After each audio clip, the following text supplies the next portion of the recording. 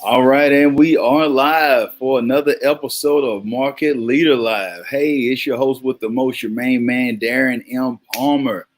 You know what I say every week. I am excited because I truly am to be with you again on one more day, another opportunity to be able to overcome obstacles today. So, with that being said, we're going to go right into it today. We got an event tomorrow called Market Leader Mastery. That will be tomorrow. So if you haven't registered yet at self-published the letter n30days.com/events, I suggest that you do that. By the way, I guarantee you that what you invest, that you will get more out of that. If you feel like you didn't get anything out of what you get tomorrow, if you invest, then you know what, we'll give you your money back. But I guarantee you that you're going to be truly, truly equipped and encouraged and enlightened tomorrow. So if you show up, I'm guaranteeing you that you're going to be able to benefit. But yeah, if you need to, we'll give you your money back guarantee if you don't get anything out of it. But I seriously doubt that. But today's episode is about marinate like a T-bone steak. Marinate like a T-bone steak. Yes, it's a Texas style podcast today, show today. Well, we are talking about marinate. Now, you might ask, Darren, what are you talking about marinate? Are you hungry right now? Actually, I just ate not too long ago. But when I talk about marinate, it's allowing for something to soak in, allowing for it to hit on all cylinders, to click on all cylinders, to allow for yourself to marinate in something means that you don't just go through it real quick. It's not a get rich quick scheme. It's not a one-time thing. It's repetition is the key to learning. So when I talk about marinate, what are you marinating on? Are you marinating on the drama that's in the news? Are you marinating on everything that has nothing to do with your core values, who you are as a person? Are you marinating on stuff that doesn't have anything to do with your faith or whatnot? Are you marinating on things that are not giving you the ROI that you desire to have? What are you marinating on? You might say, so what are you talking about, Darren? What are you thinking on? What are you focusing on? Because whatever you marinate on, it's just something about, when you cook or when you grill, it's something about when you don't let something marinate. And something about when it hit the grill or whatnot. And then this is a great day for grilling in Texas, if you don't know it or whatnot, even this weekend, hopefully. But when you're grilling, when something is marinated, it's soaked in. And for those who are looking for some success clues and looking at being a market leader, I want you to allow for this market leader content to soak into your mind, that don't believe the myth and the hype that people have told you. I'm a jack of all trade. I'm a master of none. Yeah, that's cool. Don't get me wrong. I'm not saying that you don't need to be versatile. I'm not saying that you don't need to be able to be agile in your approach on getting stuff done. I'm not saying that.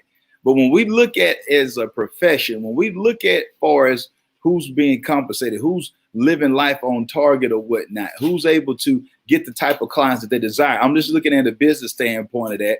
But people are looking for you to be who you say that you are. If I'm looking for my mother, I'm looking for my mother. I'm not looking for my father at that time. I'm not saying that mothers can't be, play the role or different roles as a father and all that. But at the same time, if I'm looking for a mother's touch, it's a mother's touch that I'm looking for. When I'm looking for mama, I'm looking for mama. Now, if I need to talk to daddy, then I can talk to daddy. That's one thing. But they're not one and the same. And so that's the same way when we look at being a market leader. You need to make sure that you truly focus. Allow for it to marinate like a T-bone steak.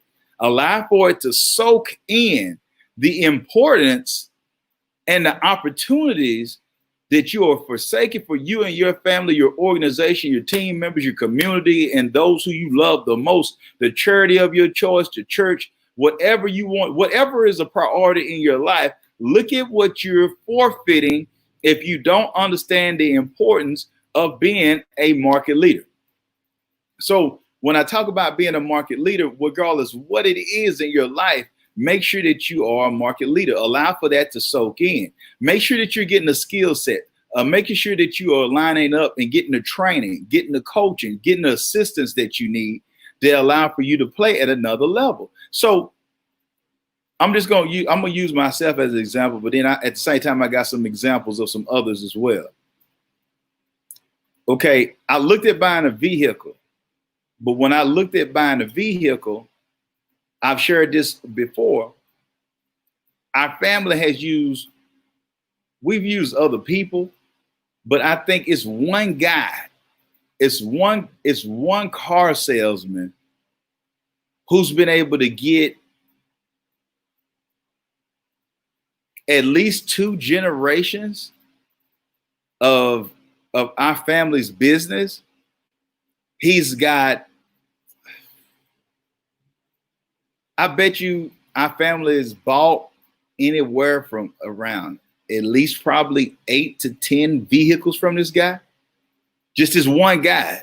Now, I'm not saying that we didn't use anybody else. I mean, but this one guy has gotten over 8 to 10 sales for his cars and big commission checks because of the way that he's viewed. He is a market leader at what he does in that particular area. So I want you to understand that. Now, let's look at it a little bit differently. I got a good friend of mine by the name of Larry Brooks. He's a broker or whatnot, but does real estate. But I've watched, like with Larry is known for real estate. Now, you see Larry, you might see him, and he might be promoting something else. He might have different brands. Now, this is even before he was a serial entrepreneur. I mean, he's always been somewhat like a serial entrepreneur. Let me take that back. But his focal point is really known for real estate. He's a market leader in real estate. I've watched Larry get deals, and he wasn't even trying to get a deal. Did you hear what I just said? Larry wasn't even trying to get a deal and been able to get deals off of people just referencing or giving a referral about him, because when real estate come up, most of the time, if it's somebody who you know, like, you trust, or somebody that you care about, and it comes to your mind that you can be of service to somebody and they're close to you, and they ask, hey, you know what, me and my husband, or hey, what, you know, me and my wife, hey, you know what, I'm getting out of school, or I'm relocating. I need to purchase a home, or I need to get a condo, or I'm looking for an apartment spot, or I'm looking at some investment properties. Do you know a great realtor? Well, Larry W. Brooks Sr., being a Texas real estate king, quote unquote, you see what I'm saying? Market leader. So let that marinate like a T-bone steak. So Larry is known for real estate, even though he does a host of other things. But his forte is real estate. So now I know other people who do real estate, but they're not getting referrals like Larry. They're not having the streams come in like Larry. So they're not allowed to be able to have greater margins that allow for them to be able to bring on more people, get more systems, to make sure that they're able to leverage what they have to continue to be a market leader in their particular industry. So why am I talking about on today's episode, marinate like a T-bone steak? I'm talking about marinate like a T-bone steak today because I want you to let it soak in, because it has to soak in before you get ready to do that good barbecue, before you get ready to cook, or before you create that nice meal that you're doing or whatnot. You got to allow for certain things to soak in. It's more of the marinating is a process. So when you allow for your mind to understand that you don't need to halfway do something, that you need to make sure that you soak it in, that you separate yourself from the competition by your creativity, by focusing and making sure that you do something great and not just do it good enough. There's too many people out here in the world who just doing just enough to get by.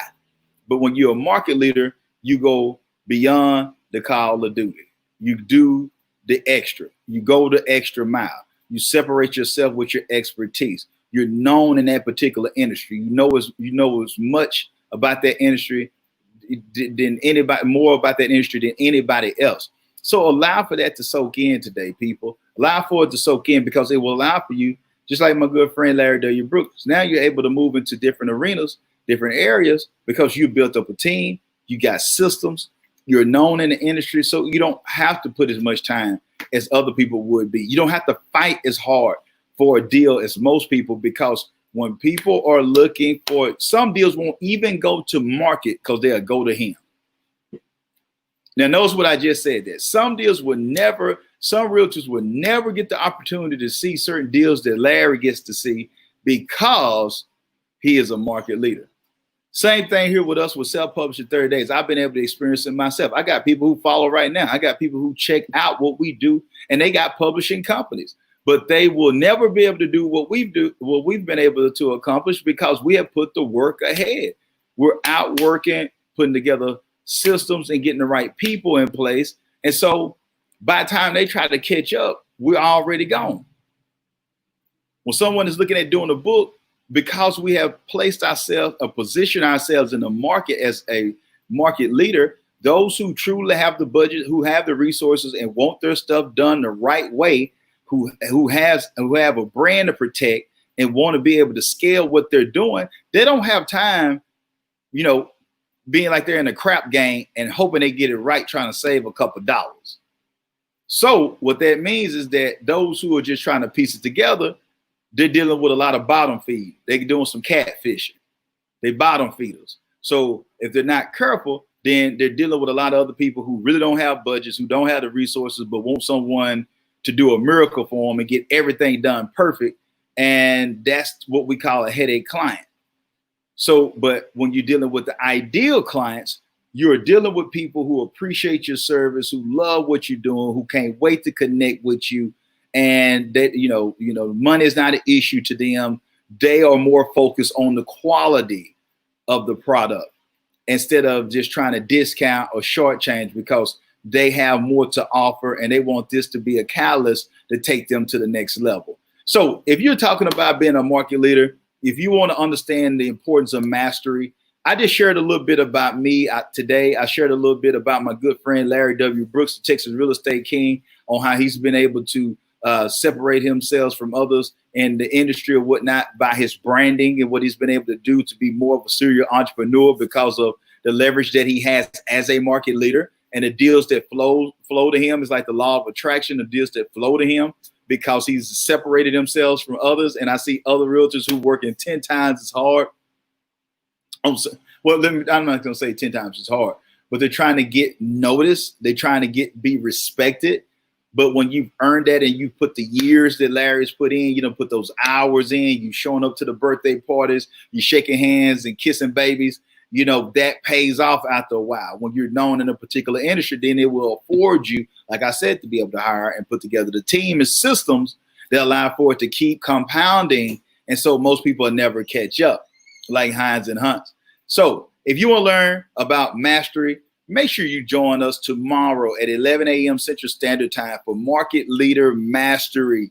Thank you for all those who have signed up, those who got your tickets in advance. We look forward to seeing you tomorrow at 11 a.m. Central Standard Time. We got my girl Sherry in the building. We got Joyce in the building. We got Darren Roberts in the building. We got my man Rocky Garza. Hey, a host of others, include my main man, the obsessed man himself, my man Evan Stewart as well. So you still got time to go register as self-published, the letter in 30days.com/events. If you need assistance, if you need to get a book done, you need coaching, you're saying, Darren, I want to be a market leader, then reach out to us. We got some things that's coming up. So just reach out to our staff or whatnot, because we are here to serve you in any way we can. I hope that you have a blessed and wonderful weekend. And if you are ready to let it marinate like a T-bone steak and let it soak in the importance of mastery when it comes to being a market leader, I'll see you, my friends, tomorrow at 11 a.m. Central Standard Time. Until next time, remember, if you want change, be the change. Be blessed and be great.